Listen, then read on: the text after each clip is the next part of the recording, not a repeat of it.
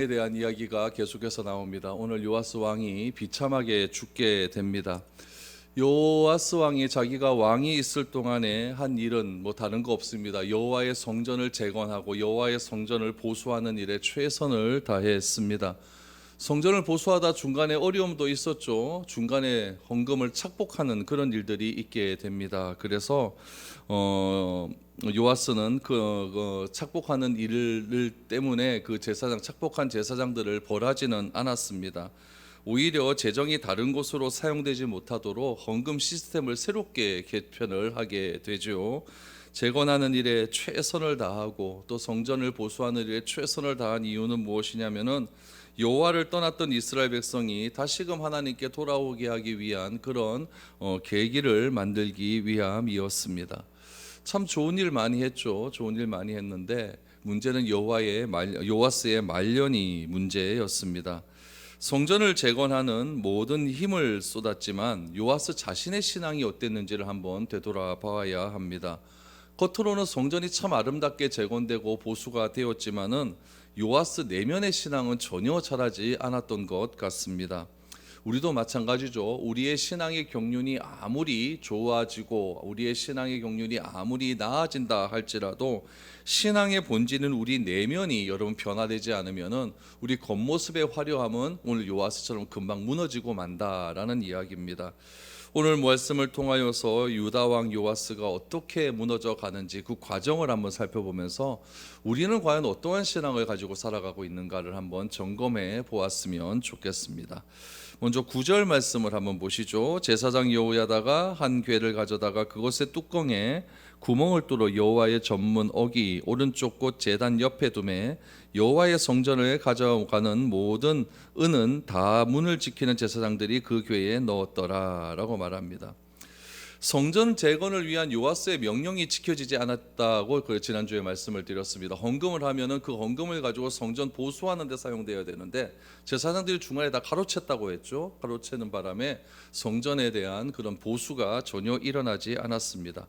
다른 말로 하면은 요아스의 명령을 듣지 않았다라고 이렇게 말을 할 수가 있는 것이죠.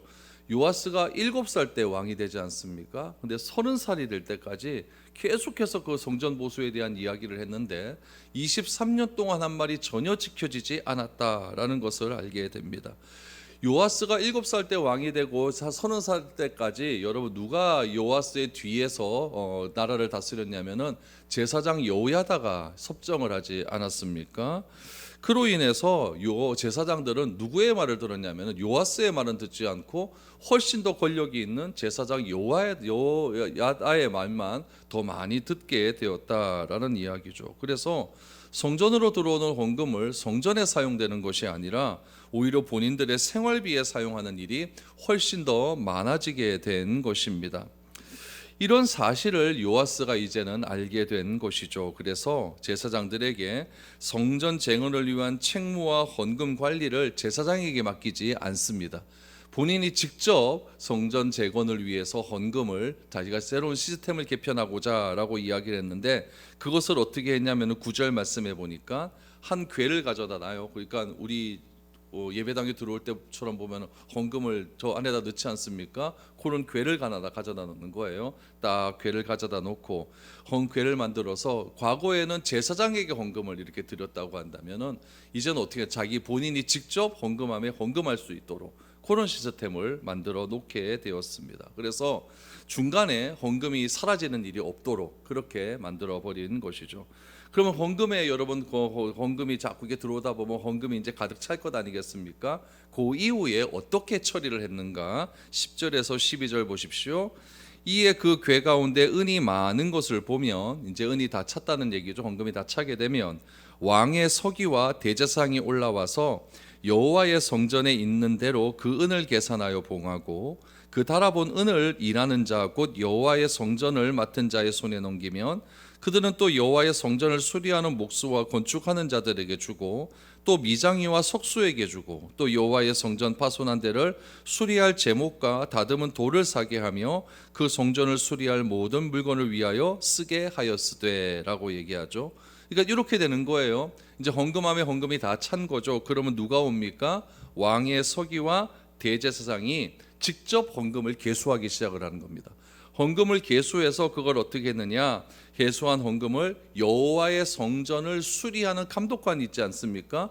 그 감독관에게 주었다라는 이야기죠. 그럼 그 감독관은 그 돈을 가지고 어떻게 했느냐? 성전을 직접 수리하는 목수와 또 건축자들, 석공들, 돌을 다루는 사람들에게 비용을 지급했다라고 이렇게 나와 있어요. 또한 성전 보수를 위해서 뭐 나무도 사야 되고 또 돌도 사야 되는 것 아니겠습니까? 그래서 여기 보니까 각종 또 성전에 필요한 또 재료들을 사게 하는데 그렇게 사용이 되었다라고 이야기를 하죠. 그래서 19절 하반절에 보니까 그 성전을 수리할 모든 물건을 위하여 쓰게 하였다라고 이야기를 합니다. 그러니까 회계 관리가 굉장히 투명해졌다는 것을 알 수가 있어요. 이전에는 그 제사장에게 돈을 주면 제사장이 그걸 중간에 다 가로채 갖고 내가 준 것만큼 교회로 안 들어가는 거예요. 그럼 굉장히 좀 불편한 일이 생기는 것 아니겠습니까?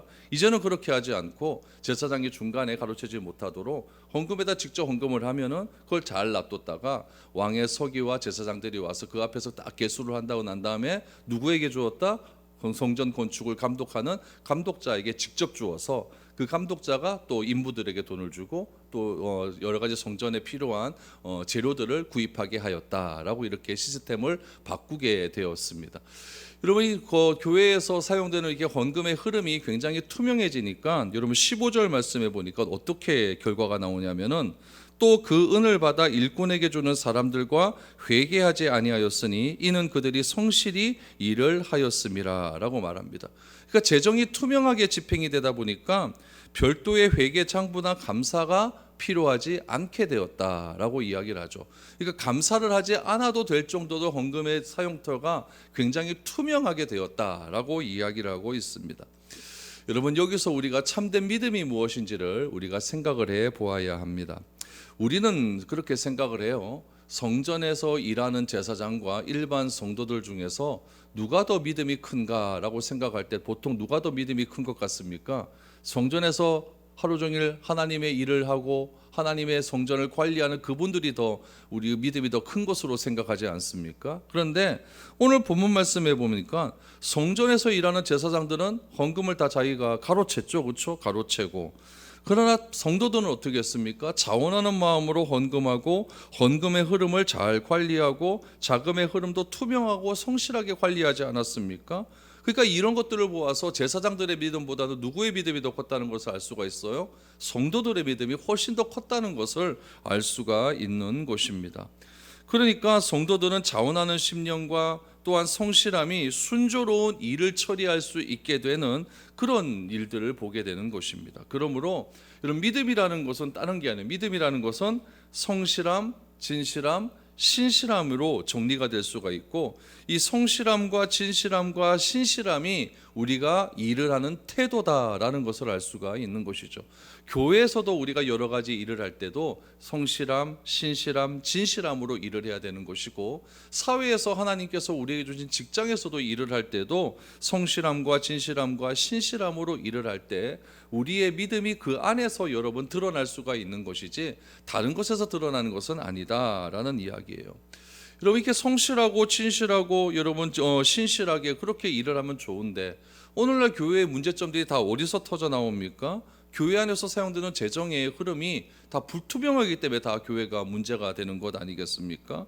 그래서 재정의 불투명을 해결하고자 다양한 시스템들을 도입하지만 그 시스템으로 불신들이 사라지는 게 아니라는 것을 알 수가 있게 되는 거죠. 그러나 이번 초대교회 때는요, 이 헌금의 사용 용도가요 굉장히 투명했다는 것을 알 수가 있어요. 성도들은요 사도들의 발 앞에 재산을 팔아서 이게 드렸습니다. 그러나 여러분 그 재산을 가지고 여러분 사도들이 사고를 치지는 않았습니다. 사도행전 4장 33절 이하에 보면은 이런 말씀이 나와요. 사도들이 큰 권능으로 주 예수의 부활을 증거하니 무리가 큰 은혜를 받아 그 중에 가난한 사람이 없으니 이는 밭과 집 있는 자는 팔아 그 판 것의 값을 가져다가 사도들의 발 앞에 두매 그들이 각 사람의 필요를 따라 나누어 줌이라 라고 말을 합니다. 여기서 중요한 게 뭐냐면 34절에 가난한 사람이 없었다라는 것을 이야기하고 있어요. 왜 가난한 사람이 없었느냐? 여러분 교회에서 드려진 헌금을 각 사람의 필요에 따라서 나누어 주었기 때문에 그렇다는 이야기예요. 한 곳에 몰리는 것이 아니라 각 사람의 필요에 따라 나누어 주었을 때 여러분 교회 안에 가난한 사람이 없었고 교회 안에 정말 신실한 그런 믿음의 성도들이 더욱더 많아질 수 있게 되었다라는 이야기죠. 그래서 이 재정의 흐름이 투명하지 않으면 교회는 항상 문제가 일어날 수밖에 없다라는 겁니다. 오늘날 회사는 어떻습니까? 회계장부 만들어 놓고 분식 회계를 하면 무엇합니까? 회계에 감사를 받지만은 감사받는 회사가 다 한톡 쏘게 되어서 돈의 흐름을 알지 못하도록 다 막아버리는 것이 여러분 오늘 요즘에 일어나는 다 경제사범의 문제들 아니겠습니까? 그러나 초대교회는 성령 충만한 믿음으로 재정을 굉장히 투명하게 운영했다라는 것을 알 수가 있는 것이죠. 여러분 재정의 투명함이 왜 중요하냐면은 세상의 여러 가지 여러분 나라들이나 공동체가 무너지는 이유는 외부의 침략으로 무너지는 것보다 내부의 분열로 인하여 무너지는 것이 훨씬 많기 때문에 그렇습니다. 역사 속에서 한 나라가 또 한 공동체가 무너지는 경우는 여러분 내부의 분열, 그러니까 무슨 말이에요? 서로가 서로를 믿지 못하는 곳에서 다 무너진다는 이야기죠. 교회는 세상이 요구하는 기준보다 훨씬 더 높은 윤리적인 기준을 요구하고 있습니다. 그렇기 때문에 교회는요, 이 성실한 믿음의 관계가 있을 때 화평함이 넘치는 그런 교회가 될 수가 있는 것이지, 성전으로 들어오는 세금과 헌금이 성전을 수리하는데 정말 귀하고 아름답게 사용되면 여러분 정말 아름다운 교회가 이렇게 성장이 될 수가 있다라는 이야기입니다. 오늘 본문에서도 요아스가 이 재정의 문제를 아주 지혜롭게 잘 해결하여서 재정의 흐름이 다 누구나 알 수 있을 정도로 그렇게 아름답게 흐름을 투명하게 공개했더니 아무런 문제가 없이 그렇게 잘 이루어졌다라는 것을 알 수가 있게 되는 겁니다.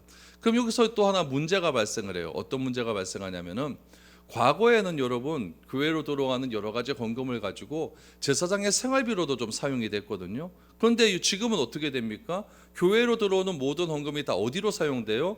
성전 보수하는 데 사용이 돼요. 그렇다면 누구에게 또 불만이 오겠습니까?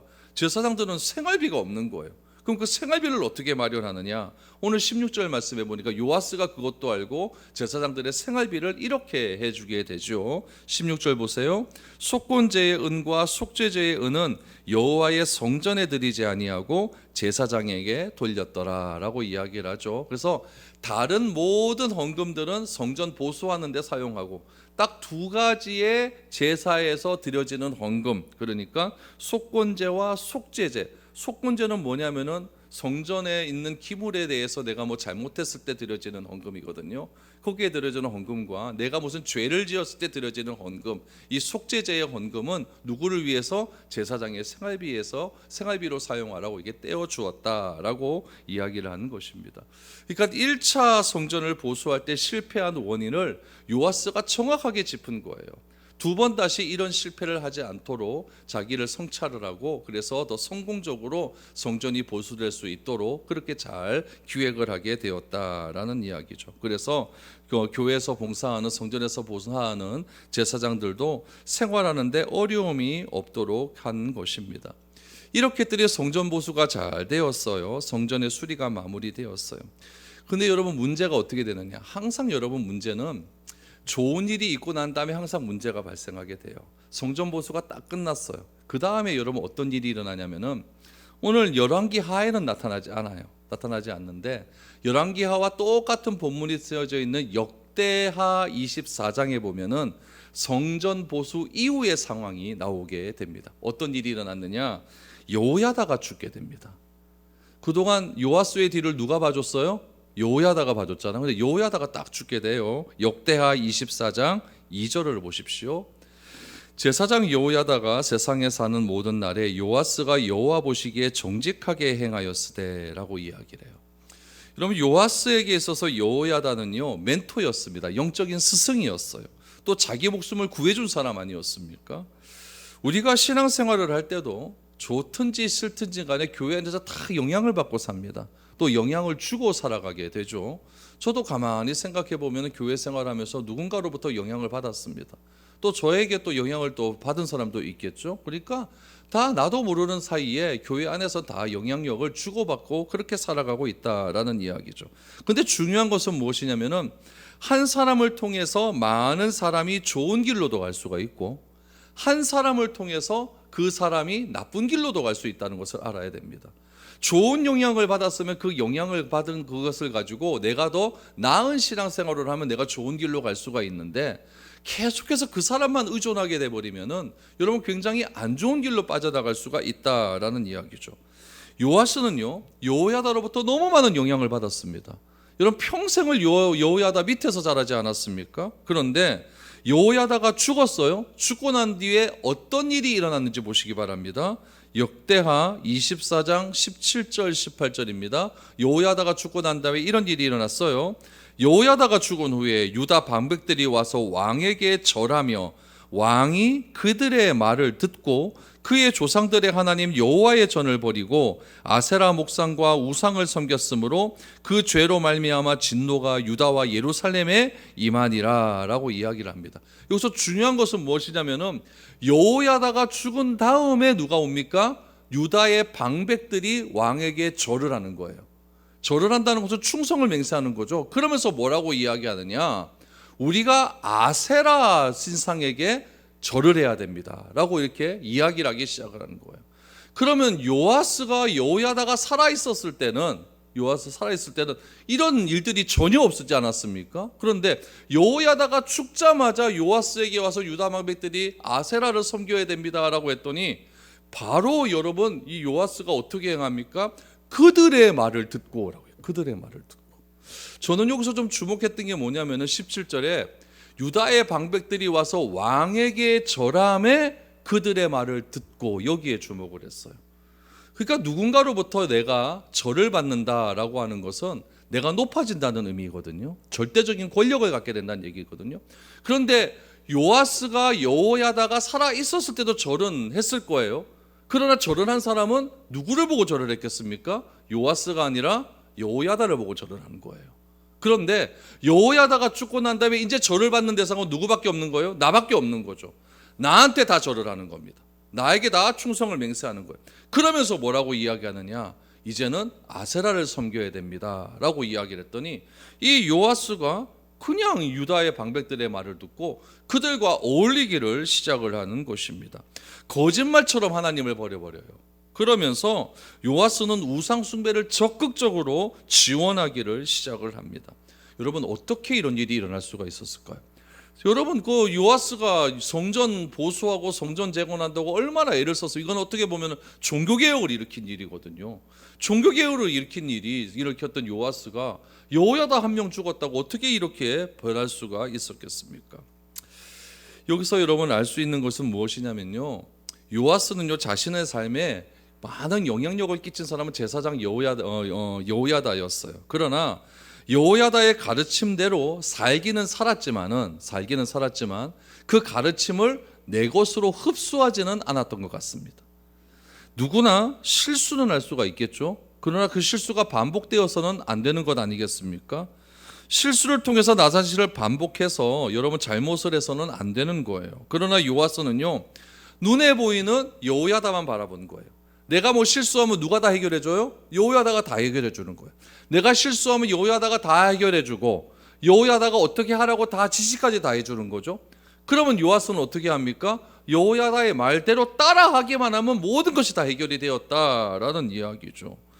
그러니까 요아스는 스승인 여호야다는 바라보았는데 여호야다 뒤에 있는 누구를 못 본 겁니까? 하나님은 보지 못했다는 이야기죠. 우리는 어떻게 보면요 자신에게 영향력을 준 그 사람을 통해서 하나님을 바라봐야 돼요. 자신에게 영향력을 준 사람이 내 곁에 붙어 있다는 것은 하나님이 그 사람을 나에게 붙여준 사람이라는 이야기죠. 그러면은 그 사람을 통해서 하나님을 바라볼 수가 있어야 되는데 이 요아스는 오로지 눈에 보이는 여호야다만 바라보고 하나님을 바라보지 못했다라는 이야기죠. 그래서 보이지 않는 하나님을요 자신의 하나님으로 깊이 의지하고 믿지 못했다는 이야기죠. 여러분 내 주변에 아무리 좋은 사람이 많다고 할지라도 그 사람이 내 인생을 대신 살아주는 건 아닙니다. 요번에 올림픽 때 보니까 코치가 그렇게 과음을 질러요. 막 뛰어라 난리를 해요. 그렇지만 여러분 실질적으로 그 그라운드에서 그 빙판에서 뛰는 사람은 누굽니까? 선수들이 뛰는 거지 코치가 뛰는 건 아니거든요. 내 옆에서 영향력을 주는 사람은요 나에게 과음을 지르는 코치들이에요. 실질적으로 내 삶은 누가 살아야 됩니까? 내가 살아야 되는 거거든요. 아무리 옆에서 소리를 지른다고 할지라도, 아무리 옆에서 많은 이야기를 해준다 할지라도 내가 안 하면 아무 소용이 없는 겁니다. 여호야다가 요아스를 위해서 얼마나 소리를 질렀겠습니까? 이렇게 하면 안 됩니다. 저렇게 해야 됩니다. 이렇게 해야 됩니다. 그럼 요아스가 자기가 이제는 알고 자기가 성장하면서 이제는 자기가 스스로 쓸 수 있어야 되는데 끝까지 여호야다만 의지하다 보니까 결국에는 여러분 유다 방백들에게 다 팔려가가지고 우상을 숭배하는 일에 빠져버리고 만게 되는 것이죠.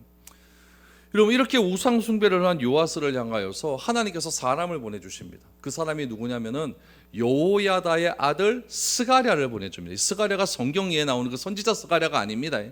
여호야다의 아들 제사장 스가랴예요.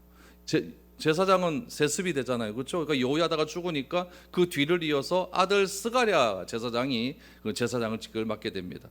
스가랴가 와서 여호야다에게 얘기합니다. 그렇게 하면 안 됩니다라고 이야기를 했어요. 역대하 24장 20절 21절을 보십시오.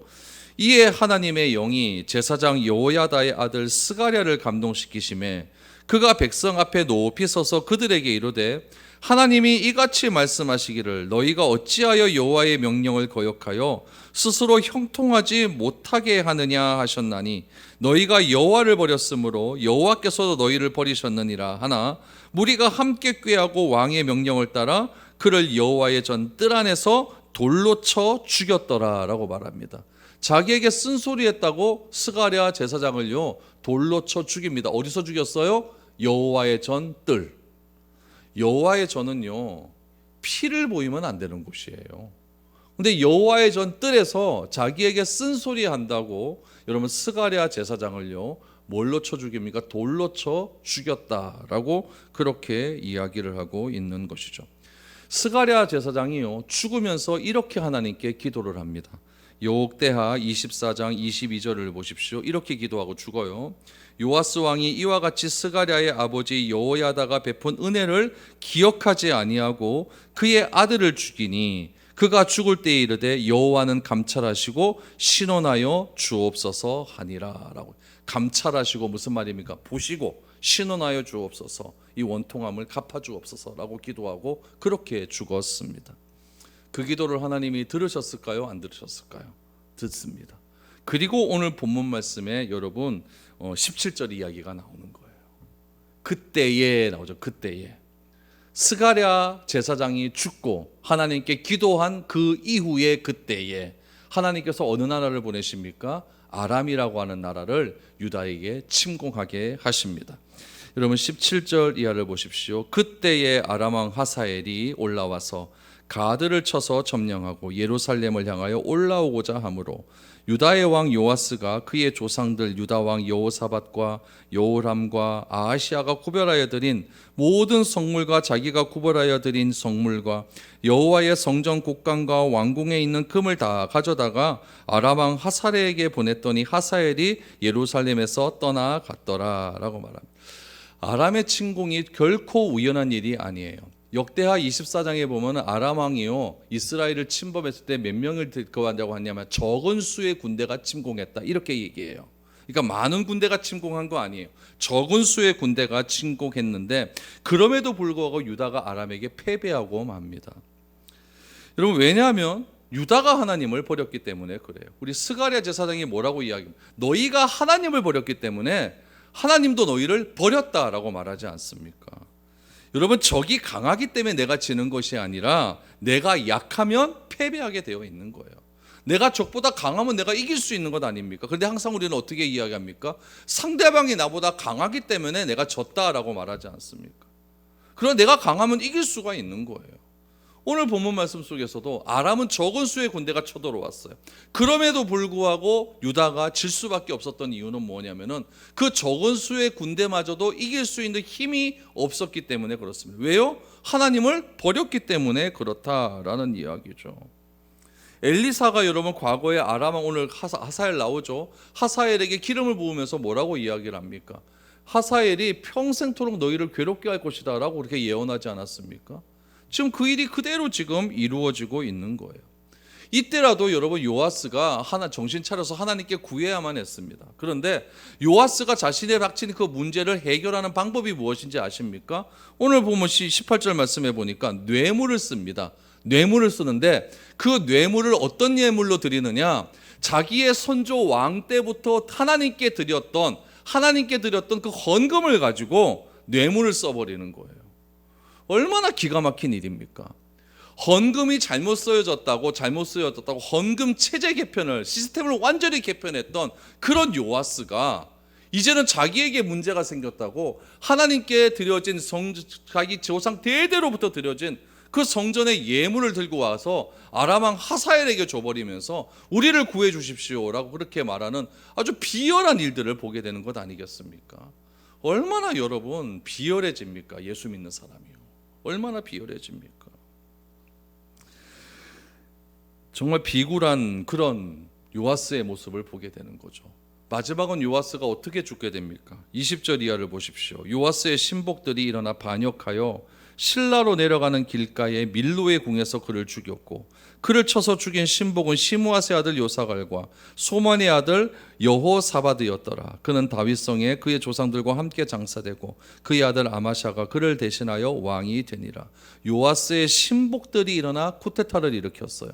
그럼 저는요, 이 신복들이 도대체 누구겠느냐? 이름은 나와요. 이름은 나오는데 저는 이 신복들이 누구라고 생각이 되냐면은 아까 요아스가 딱 여호야다가 죽을 때 유다 방백들이 와서 절했던 사람들 있죠? 그 사람들로 저는 추측을 해요. 결국 자기가 유리할 때는 절했던 사람들이 결국 내가 권력을 잡고 싶은 욕망에서 왕을 폐위시키는 그런 일들이 일어나게 됩니다. 어디서 죽습니까? 궁에서 죽습니다. 밀로의 궁에서. 얼마나 비참하게 죽는 일입니까? 요아스는요, 시작은 굉장히 좋았어요. 출생할 때 여러분 할머니로부터 죽임을 당하는 그런 일들이 있었지만 그 가운데 하나님께서 하나님과 다윗과 맺은 그 언약을 지키기 위해서 그를 살려주셨고 그 성전에서 여호야다에 의해서 고모부였던 여호야다에 의해서 그렇게 7년 동안 그 오랜 시간을 그렇게 보호받으며 살아왔지 않습니까? 하나님의 은혜로 살아간 것 아니겠습니까? 그랬던 요아스가 여호야다 생전의 자리에서 여호야다 죽고 난 다음에 하나님을 나의 하나님으로 잘 섬기지 못하고 결국에는 이렇게 비참한 최후를 맞이하게 됩니다. 결국 요아스는요, 성전 재건에는 열심을 내었지만은 그의 내면 신앙은 잘했다 잘하지 못했다라는 것을 알 수 있죠. 우리도 마찬가지예요. 우리도 신앙생활하면서 너무 사람 의지하지 마십시오. 사람 의지하다가는 요아스처럼 이렇게 되는 거 많은 거예요. 요아스는 누구를 의지한 겁니까? 하나님을 의지하지 않고 자기 고모부 여호야다만 의지한 거예요. 그러다가 여호야다가 여러분 없어지고 나니까 결국에는 하나님을 저버리고 이렇게 비참한 최후를 맞이하게 되는 것이죠. 오직 하나님을 의지해야 되고 여러분 좋은 설교를 듣는 것만으로는 부족하고 여러분 말씀 붙들고 사셔야 됩니다. 눈에 보이는 성전 건축이나 외적인 것에 집착하기보다는 우리 안에 세워져야 될, 내 안에 세워져야 될 그 성전 건축에 더 힘을 쓰시기를 바랍니다. 성령이 내 안에 있지 않습니까? 그럼 내가 성전이에요. 내가 성전이에요. 성전이라고 하는 개념은 하나님이 계신 집 아닙니까? 근데 성령이 내 안에 계시니까 내가 성전이라는 얘기죠. 예수님께서는 성전을 다 파괴시키지 않습니까? 이거는 이제 성전 제도는 이제 완전히 다 무너졌다는 것을 선언하시는 거였어요. 이제는 내가 성전이기 때문에 내가 어떻게 더 성전으로서 보수가 되어지고 내가 성전의 삶을 어떻게 살아가는가가 훨씬 더 중요한 문제라는 이야기예요. 그러나 요아스는요, 눈에 보이는 성전을 쓰고 수리하는 데는 그렇게 애를 썼지만 실질적으로 수리해야 될 나 자신의 성전을 수리하는 데는 굉장히 도외시했기 때문에 결국 이렇게 비참한 마무리를 하게 된 것입니다. 성령 안에서 성령께서 우리 안에 거하시기에 우리가 성전이다라고 하는 사실을 꼭 기억하시고 하나님의 말씀을 붙들고 늘 언제나 그렇게 살아갈 수 있기를 바랍니다. 그래서 어떠한 시련과 어려움이 온다 할지라도 여러분 하나님 붙들고 살아가시고 여러분 걸려 넘어지는 그 약점을 더욱더 성령의 은혜로 잘 보완하여서 하나님의 은혜로 여러분 모든 어려움들을 극복하고 승리하며 살아갈 수 있는 저와 여러분들의 삶이 될 수 있기를 축복드립니다.